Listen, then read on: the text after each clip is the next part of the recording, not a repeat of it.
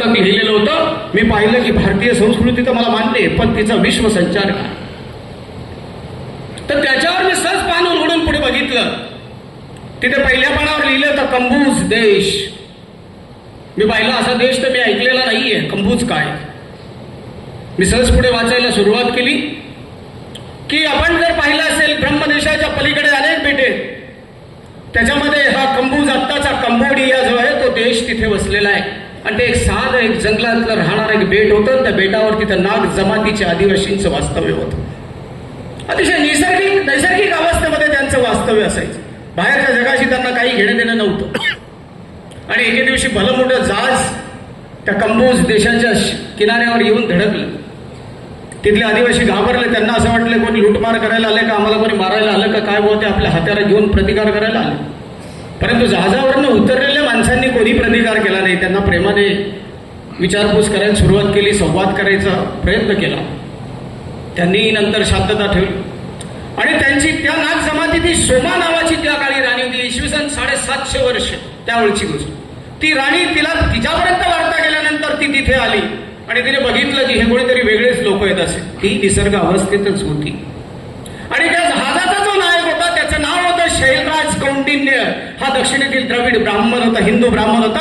आणि हा हिंदू ब्राह्मण त्या बेटावर तिथे आपला व्यापार करण्यासाठी, उद्योग करण्यासाठी प्रयत्न करत होता. आणि तिथे पोहोचल्यानंतर त्या राणीशी संवाद केला आणि आपल्या बाकीच्या सैन्याला सांगितलं की जहाजामधली जेवढी कापडं असतील ही सगळी कापडं तुम्ही ह्या आदिवासींना वाटून द्या. आणि ती कापडं सगळ्यांनी वाटली. त्यांना अप्रूप वाटलं. हे काय आहे. त्यांनी राणीला पण एक रंगीबेरंगी कापड दिलं. तिला जास्त अप्रूप वाटलं. तिला मात्र याचं काय करावं कळत नव्हतं. पण शैलराज कौंडिन्य तिच्याजवळ जाऊन तिला ते गुंडाळून सांगितलं की आमच्या देशाची कापड लज्जा राखण्याची आमची संस्कृती आहे, ही आम्ही तुम्हाला पहिले भेट म्हणून देतो. याच्यापुढे अजून तुम्हाला जर कधी नवल वाटतं की त्या देशामध्ये अनेक वेळा उद्योग व्यापार चालू असताना त्या शैलराज कौंडिन्याने जी नागसेन ती राणी जी होती त्या राणीचा यांचा प्रेमविवाह झाला.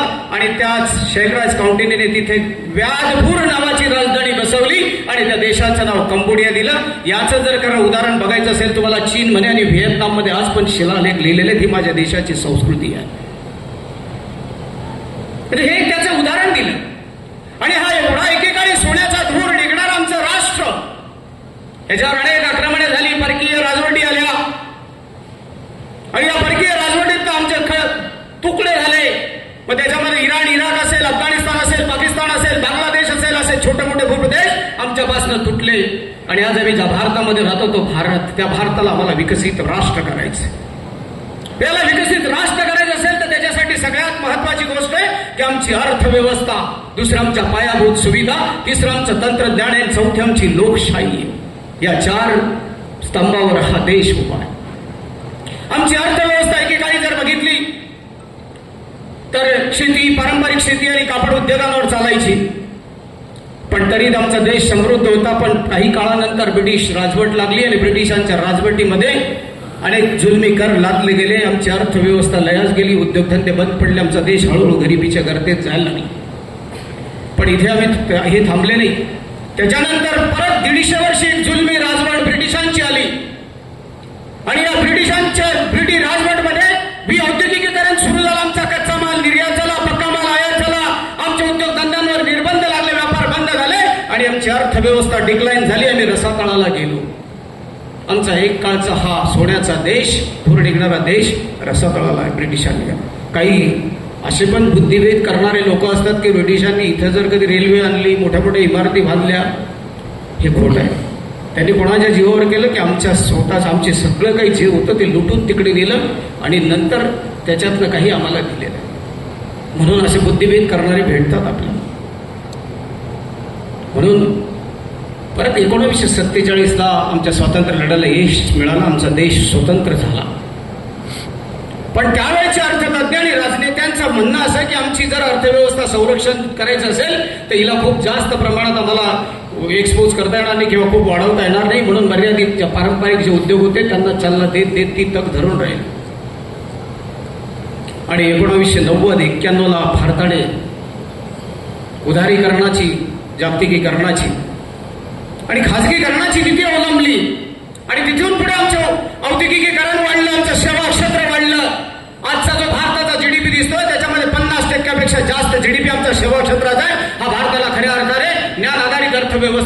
परिवर्तित करायची ताकद आमचं सेवा क्षेत्र ठेवत आहे.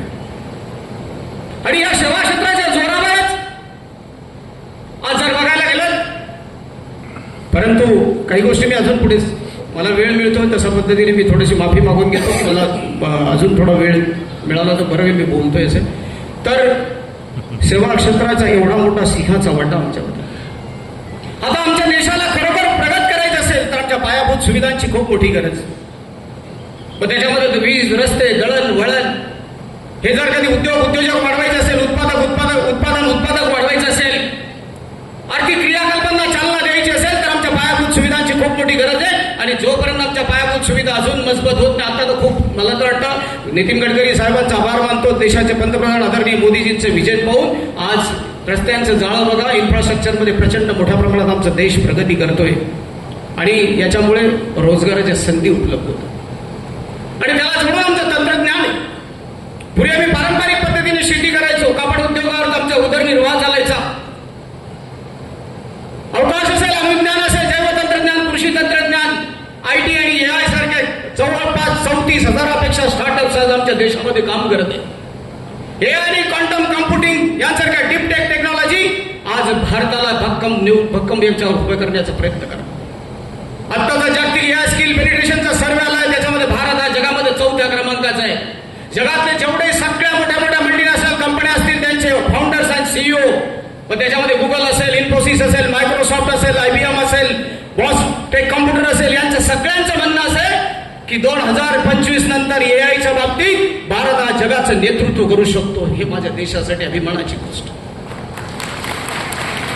आणि त्याच्याही पलीकडे अजून आपल्याला माहित असेल, संरक्षण असेल, प्रौद्योगिक असेल, ऊर्जा असेल, अंतरिक्ष असेल आणि औद्योगिकरण असेल, याच्यामध्ये हळूहळू भारत आता आत्मनिर्भर व्हायला लागलेला आहे. मी एके दिवशी एक उदाहरण पण दिलं.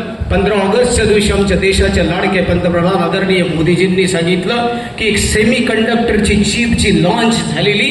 ती लॉन्च कशासाठी झालेली असेल की आमचं AI तंत्रज्ञान, सायबर सुरक्षा आणि त्याच्यानंतर ह्या डीप टेक टेक्नॉलॉजी ज्या आहेत, या डीप टेक टेक्नॉलॉजीला भक्कम साथ देण्यासाठी ही तंत्रज्ञान आहे. मी मागे अंतरिक्षचा उल्लेख केला, त्याच्यामध्ये जवळपास 300च्या वरती स्टार्टअप्स आमच्या देशामध्ये काम करतात. 2027 पर्यंत भारत हा स्वच्छ ऊर्जेचा समृद्ध ऊर्जेचा एक हब होईल. मग ती अणु क्षेत्रातली विद्युत ऊर्जा असू द्या, जलविद्युत असू द्या, ऊर्जा असू द्या किंवा सौर ऊर्जा असू द्या. सूर्यापासून मिळणारा मोसमी प्रदेशामध्ये राहतो, सूर्यापासून मिळणारा हायड्रोजनचं 4 हिलियमच्या अणुकेंद्रकामध्ये रूपांतर होतं, त्याच्यापासून प्रचंड प्रमाणात ऊर्जा निर्माण होते. आणि त्या ऊर्जेचा स्रोत जर आम्ही युटिलाइज केला तर पुढे भविष्यामध्ये आम्ही देशाला इतर ज्या राष्ट्रांना सुद्धा ऊर्जा पुरवू शकतो. ही ताकद आमच्यामध्ये आज हे महत्वाचं. पण याच्यामध्ये सगळ्यात महत्वाचा मुद्दा काय, एक गोष्ट आहे की आज अमेरिकेचा GDP हा 30 अमेरिकन डॉलर आहे, ट्रिलियन डॉलर अमेरिकन डॉलर. आणि चीनचा 20, आमचा 4.5. त्याचं कारण काय माहिती, आम्ही देशामध्ये लोकसंख्येच्या बाबतीत सगळ्यात जास्त आहोत. परंतु ज्या बाबतीत आम्हाला विकसित राष्ट्राचं स्वप्न बघायचं असेल तर त्याच्यासाठी काय करावं लागणार आहे माहिती आहे, आमच्या लोकसंख्येचा जास्तीत जास्त डेमोग्राफिक डिव्हिडंड जो आहे तो आम्हाला युटिलाइज करावा लागेल. लोकसंख्येचा जास्तीत जास्त भाग जो असेल तो आम्हाला यूज करावा लागेल. तिथे आम्ही कमी पडतो. आणि ज्या वेळेला खऱ्या अर्थाने आमचा डेमोग्राफिक डिव्हिडंड वाढेल त्यावेळेला आमच्या देशाची अर्थव्यवस्था वाढेल आणि आमचा देश आत्मनिर्भर होईल. आणि आमचा देश आत्मनिर्भर करायचा असेल तर स्वदेशीच्या बळावर करावं लागेल. आणि ज्या वेळेला आम्ही स्वदेशीच्या बळावर आमच्या देशाला विकसित राष्ट्र करू, आत्मनिर्भर राष्ट्र करू, त्यावेळेला आमचा देश हा विकसित राष्ट्र होईल. म्हणून सेवा सेक्टर असेल, औद्योगिकीकरण असेल, स्टार्टअप्स असतील, याच्यामध्ये आमच्या लोकसंख्येचा डेमोग्राफिक डिव्हिडंड वाढला पाहिजे. आम्ही आमच्या शिक्षणाचा भौतिक उपयोग केवळ नोकरी आणि नोकरीपेक्षाही उदरनिर्वाहाचं साधन एवढं न राखता आम्ही जास्तीत जास्त समाजाचं उच्चाटीकरण होईल अशा पद्धतीने त्याचा वापर केला पाहिजे. म्हणून अशा पद्धतीचं तंत्रज्ञानाची आज गरज आहे. आणि निश्चित